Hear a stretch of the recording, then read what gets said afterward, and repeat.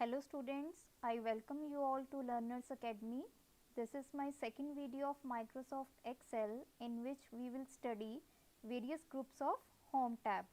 In the previous video, we have learnt about all the options of Microsoft Office button. So let's start. The very first is Show tabs and commands. अब इसमें क्या है, जैसे ही हम अपना Microsoft Excel open करते हैं तो उस टाइम पे हमारा जो फर्स्ट लेआउट ओपन होता है उसमें बहुत सारी टैब्स अवेलेबल हैं, बहुत सारी कमांड्स अवेलेबल होती हैं. So these all are very basic tabs of your Microsoft Excel. Home, insert, page layout, formulas, data, review and view. These all are various tabs available on your front screen of Microsoft Excel.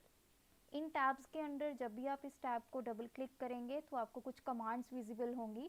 Like जैसे मैंने home tab पे click किया, so these all are the commands of your home tab. तो जैसे ही अगर आप दोबारा से होम पे डबल क्लिक करेंगे तो ये सारी कमांड्स क्या हो जाएंगी, इनविजिबल हो जाएंगी, हाइड हो जाएंगी और आपके पास कुछ इस तरह का फॉर्मेट अवेलेबल होगा. So this is called toggling between show tabs and the show tabs and command window. Means double click किया आपने होम पे तो आपको कमांड्स विजिबल हो गई, दोबारा से डबल क्लिक करोगे तो कमांड्स जो हैं वो हाइड हो जाएंगी, इनविजिबल हो जाएंगी. Next one is home tab. जो आपका होम टैब है वो टोटल 7 डिफरेंट ग्रुप्स में डिवाइडेड है. इन ग्रुप्स के पास अलग अलग कमांड्स हैं. तो ये जो 7 ग्रुप्स हैं these are clipboard group, then is font group, alignment group, number group, style group, cells group and editing group. कई बार एग्जाम से आपसे ये क्वेश्चन भी पूछा जा सकता है कि which one of the following is not a group of your home tab. तो 4 ऑप्शंस अवेलेबल होंगे, उनमें से आपने देखना है कि कौन सा ग्रुप इस होम टैब के अंदर नहीं आता. तो सबसे पहले आज की वीडियो में हमने 2 स्टडी करने हैं. जो मेन कमांड्स हमने पढ़नी है that is clipboard and font. तो लेट्स सी क्लिपबोर्ड जो आपका है उसमें कौन कौन सी कमांड्स अवेलेबल हैं. जो आपका क्लिपबोर्ड टैब है बेसिकली उसके अंदर हमारे पास 4 मेन ऑप्शंस अवेलेबल हैं. Cut, copy, paste and format painter. अब एक एक करके हमने स्टडी करना है इनकी क्या यूसेज है और क्या शॉर्टकट की है. The very first is cut. अब सपोज कीजिए आपने कोई टेक्स्ट लिखा तो वो टेक्स्ट आपने वहाँ पे बाय मिस्टेक लिख दिया, आपने उस टेक्स्ट को वहाँ से हटा के कहीं और जगह जाके उसको पोजीशन आउट करना है. तो आप क्या करोगे, उस टेक्स्ट को सिलेक्ट करेंगे. सिलेक्शन के बाद वो टेक्स्ट को आप जहाँ पे भी आपका वो टेक्स्ट है वहाँ पे आप राइट क्लिक करेंगे. माउस के राइट क्लिक पे आपको एक ऑप्शन मिलेगी कट की, आप उसको सिलेक्ट करोगे तो वो जो आपका टेक्स्ट है वहाँ से हट जाएगा और जाके प्लेस कहाँ होगा, क्लिपबोर्ड में. अब क्लिपबोर्ड क्या है, क्लिपबोर्ड माइक्रोसॉफ्ट ऑफिस की एक टेम्परेरी स्टोरेज, आपकी एक मेमोरी है और आप कह सकते हो टेम्परेरी स्टोरेज एक तरह का डिवाइस मेमोरी है जिसमें आपका सारा का सारा जो टेक्स्ट है जो भी आप कट एंड कॉपी करते हैं वो जाके क्लिपबोर्ड में क्या हो जाता है, स्टोर हो जाता है. तो अगर आपने शॉर्टकट की यूज़ करनी है कट के लिए दैट इज़ Ctrl+X. इससे भी आप किसी टेक्स्ट को जो है आप कट कर सकते हैं. Second one is copy. Copy आपका क्या है, सपोज कीजिए आपने कोई टेक्स्ट लिखा, सेम टेक्स्ट आपने कहीं और जाके कॉपी करना है तो आप क्या यूज़ करोगे. 2 ऑप्शंस अवेलेबल हैं, या तो दोबारा आप वो सारा का सारा टेक्स्ट लिखोगे या फिर आप क्या करोगे, उस टेक्स्ट को सिलेक्ट करोगे, राइट क्लिक करोगे, आपको ऑप्शन मिलेगी कॉपी की, उसको सिलेक्ट करोगे. वो जो टेक्स्ट है आपका कहाँ पे जाके स्टोर हो जाएगा, आपके अगेन क्लिपबोर्ड में. तो कॉपी या फिर कट जब भी आप ऑप्शंस यूज़ करते हैं वो सारा का सारा टेक्स्ट कहाँ पे जाता है, आपकी टेम्परेरी स्टोरेज कहाँ पे होती है, क्लिपबोर्ड में होती है. तो जैसे ही आप कोई पेस्ट के ऑप्शन पे आप यूज़ करते हैं तो पेस्ट जो है वो कहाँ से टेक्स्ट उठाता है, वो भी आपका क्लिपबोर्ड से टेक्स्ट उठाएगा और उस पर्टिकुलर जगह पे क्या करेगा, पेस्ट करेगा. तो नेक्स्ट है आपकी पेस्ट ऑप्शन. जो पेस्ट ऑप्शन है आपकी उसमें बहुत सारी आगे हमारे पास ऑप्शंस अवेलेबल हैं. एक एक करके हम इन ऑप्शंस को स्टडी करेंगे कि क्या ऑप्शन है. सबसे पहले यहाँ देखिए मैंने एक डेटा रेडी किया है टेबुलर फॉर्म में. ये 12 123 यहाँ से मेरा डेटा स्टार्ट हुआ है, यहाँ तक मेरा डेटा है. फाइन. ये सारा मेरा डेटा है, मैंने टेबुलर फॉर्म में इसको अरेंज किया है और इसके बॉर्डर भी प्रोवाइड किया है इसको। तो सबसे पहले मैंने क्या किया, 12 को सिलेक्ट किया और मैंने यहाँ जाके पेस्ट के ऑप्शन पे क्लिक किया। तो जैसे ही 12 सिलेक्शन के बाद मैंने पेस्ट के ऑप्शन पे क्लिक किया तो इस सेल में जाके मेरा 12 क्या हो जाएगा, पेस्ट हो जाएगा। अब सेकंड चीज़ क्या है, सपोज कीजिए ये A3 से लेके E3 तक मैंने सारे जितने भी आपकी वैल्यूज़ हैं उनको क्या किया, सम किया और उसका रिज़ल्ट यहाँ पे शो करवाया है। अब अगर मैं 348 को सिलेक्ट करूँगी, 348 को मैंने सिलेक्ट किया और मैंने कहीं जाके सपोज कीजिए यहाँ जाके इस पर्टिकुलर सेल में मैंने पेस्ट के ऑप्शन को क्लिक किया, तो क्या होगा, मेरा 348 कैसे आया था, A3 से लेके F3 के सम करके मुझे 348 मिला था। तो अगर मैं ये चीज़ कॉपी करके यहाँ पेस्ट करूँगी, इंस्टेड ऑफ 348 मेरा पेस्ट नहीं होगा, पेस्ट क्या होगा, इन सब नंबर्स का जो सम होगा, तो वो यहाँ पे क्या हो जाएगा, पेस्ट हो जाएगा।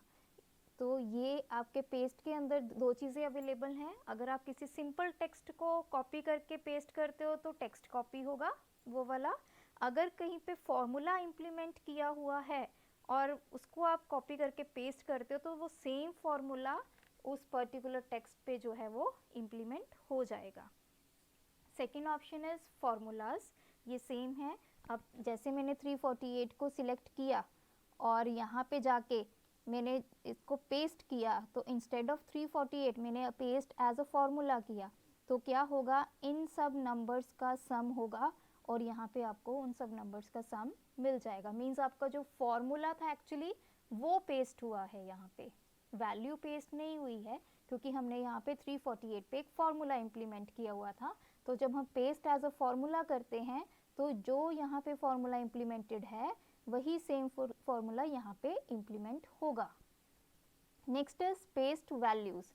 पेस्ट वैल्यूज़ का मतलब क्या है, अब देखिए, अब आपने फार्मूला इम्प्लीमेंट नहीं करना है, आपने क्या करना है, वैल्यू इम्प्लीमेंट करनी है।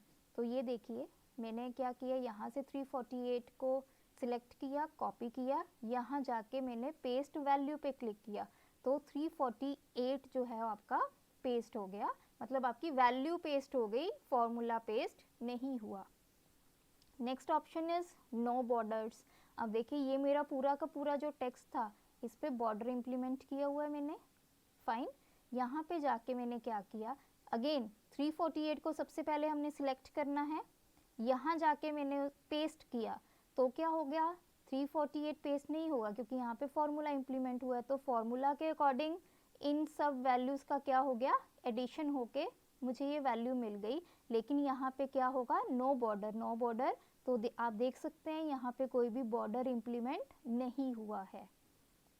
Next the very important option is transpose. अब ट्रांसपोज आप ध्यान से देखिए, अब मैंने 348 को सिलेक्ट किया, अब 348 पे क्या ऑपरेशन परफॉर्म है, A3 से लेकर E3 तक आपके इन सब नंबर्स का क्या हुआ है, सम।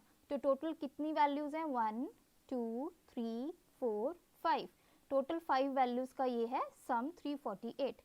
अब मैंने इसको कॉपी किया, यहाँ जाके मैंने क्या कर दिया, पेस्ट कर दिया, लेकिन पेस्ट किस फॉर्म में किया, पेस्ट एज ट्रांसपोज। तो क्या हुआ, इंस्टेड ऑफ इन वैल्यूज़ की एडिशन नहीं होगी, अब क्या होगा, ट्रांसपोज होगा। अब देखिए ट्रांसपोज कैसे होगा, यहाँ से यहाँ पे आपने पेस्ट किया है तो इससे ऊपर आप सेल्स को काउंट करना स्टार्ट कीजिए, 1 2 3 4 5, तो इन सेल्स का क्या होगा, अब एडिशन होगी, मतलब 15101 में क्या प्लस हो गया, 348 जो है आपकी वैल्यू प्लस हो गई और आपको आंसर क्या मिला, 15449। This is called transpose. मतलब अगर आपने फॉर्मूला रो पे इम्प्लीमेंट किया हुआ है तो आप अगर आप पेस्ट एज अ ट्रांसपोज करेंगे तो वो फॉर्मूला कॉलम पे इम्प्लीमेंट होगा।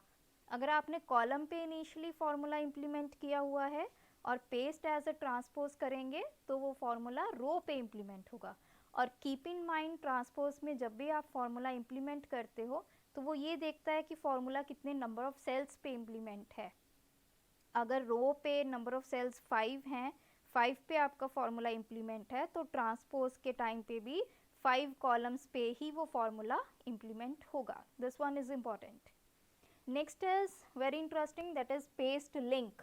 अब एज अ पेस्ट लिंक का क्या मतलब है? अब अगेन मैंने 348 को सिलेक्ट किया, जैसे मैंने 348 सिलेक्ट किया उसके बाद मैंने पेस्ट लिंक पे क्लिक किया और यहाँ पे मेरी एक वैल्यू देखिए 348 आई। इसका मतलब क्या है, मेरे पास वैल्यू सेम आ गई, लेकिन फिर डिफरेंस क्या है पेस्ट और पेस्ट लिंक में? This 348 value is a reference of this initial value. इसका मतलब क्या है, अब सपोज कीजिए इनिशियली 348 कैसे हमारे पास आया था, A3 से लेके F3 के सम के लिए।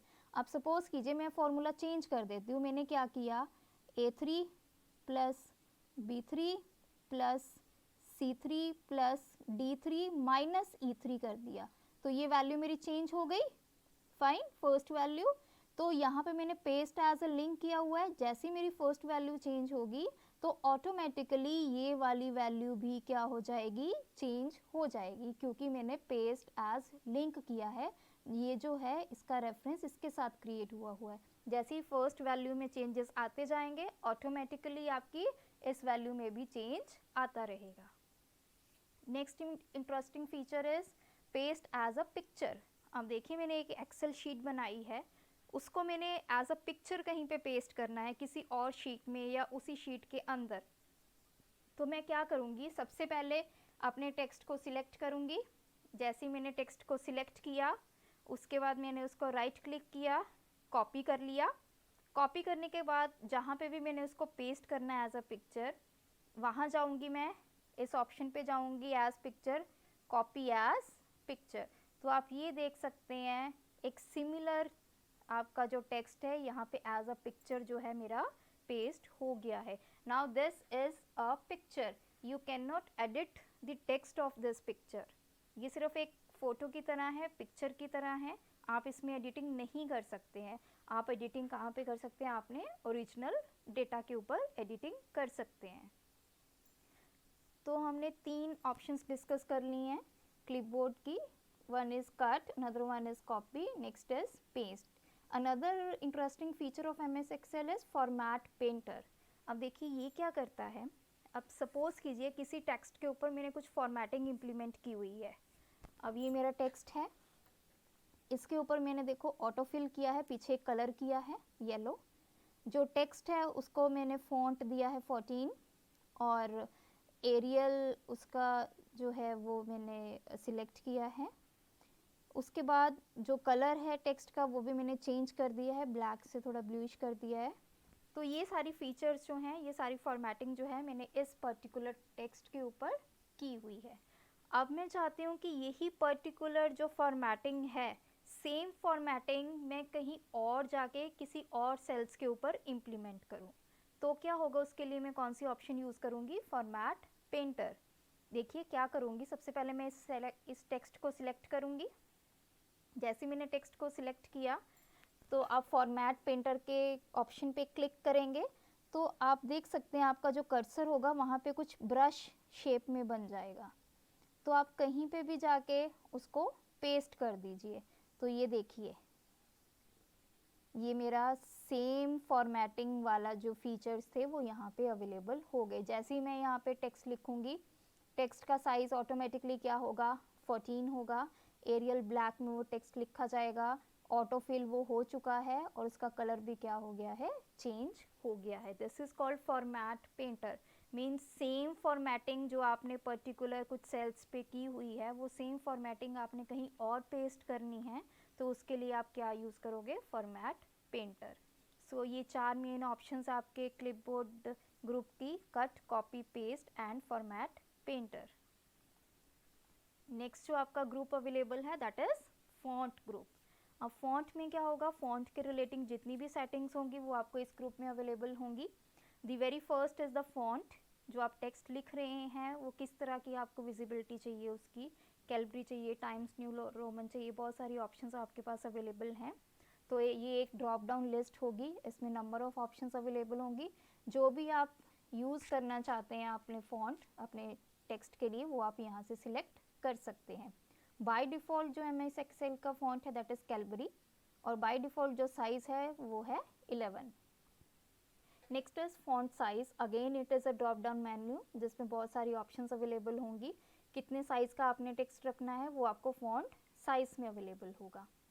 फॉन्ट साइज के साथ आप दो बटन्स देख सकते हैं, this one and this one. This is to increase और डिक्रीज द फॉन्ट साइज। अब यहाँ पे फॉन्ट साइज 11 चल रहा है, तो आपने सपोज किसी टेक्स्ट का 12 करना है तो आप उसको सिलेक्ट करके ये बटन प्रेस भी कर सकते हैं, तो आपका बाय वन जो है आपका साइज़ जो है वो इंक्रीज हो जाएगा। इसके साथ आपका साइज़ जो है वो फॉन्ट का डिक्रीज हो जाएगा। फाइन।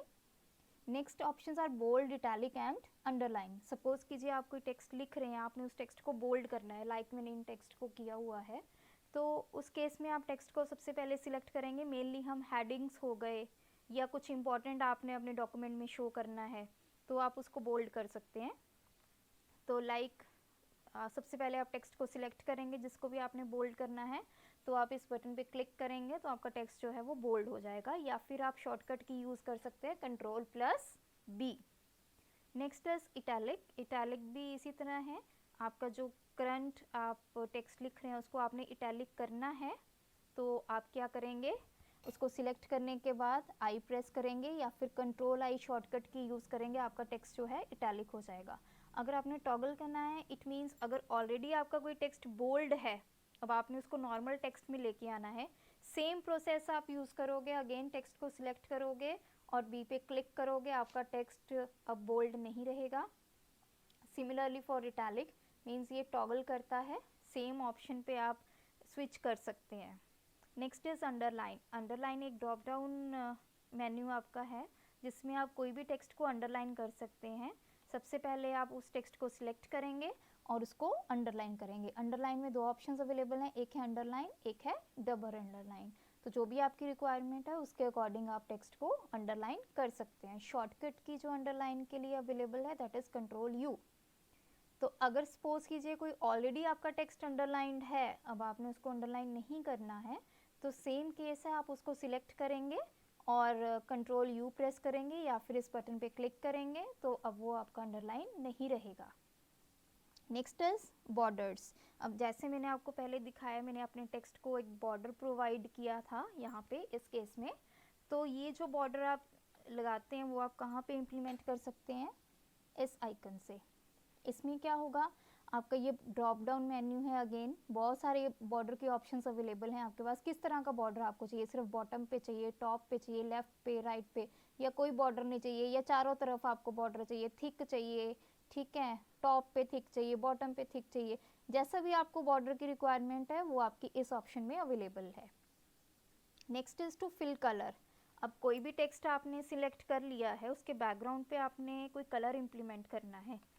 लाइक मैंने यहाँ पे येलो कलर इम्प्लीमेंट किया हुआ है अपने टेक्स्ट के लिए, तो ये कहाँ से होता है, आपका फिल कलर की ऑप्शन है, ये जो ऑप्शन है this is to fill colour. तो इसमें क्या है, आपका ये भी ड्रॉप डाउन मेन्यू है, इसमें आपके बहुत सारे कलर्स अवेलेबल हैं, जो भी कलर आप सिलेक्ट करोगे वो आपके टेक्स्ट के ऊपर इम्प्लीमेंट हो जाएगा, मतलब आपके बैकग्राउंड पे वो जो कलर है वो विजिबल होता जाएगा। Next is font colour. Font colour में क्या है, ये ऑप्शन आपकी फॉन्ट कलर के लिए है। कोई भी आपने जो भी आप टाइप कर रहे हैं डॉक्यूमेंट को, या आप कुछ भी टेक्स्ट लिख रहे हैं, तो उसका जो फॉन्ट है, उसका जो कलर है टेक्स्ट का, वो आप चेंज करना चाहते हैं तो वो कहाँ से कर सकते हैं, फॉन्ट कलर की ऑप्शन से। इसमें आपको बहुत सारे कलर्स अवेलेबल हैं, जिस पे भी आप क्लिक करेंगे वो टेक्स्ट जो है आपका उस कलर में ऑटोमेटिकली कन्वर्ट हो जाएगा। लाइक इन दिस, मैंने टेक्स्ट को ब्लू किया है, तो ये किसकी हेल्प से होता है, आपके इस ऑप्शन की हेल्प से होता है।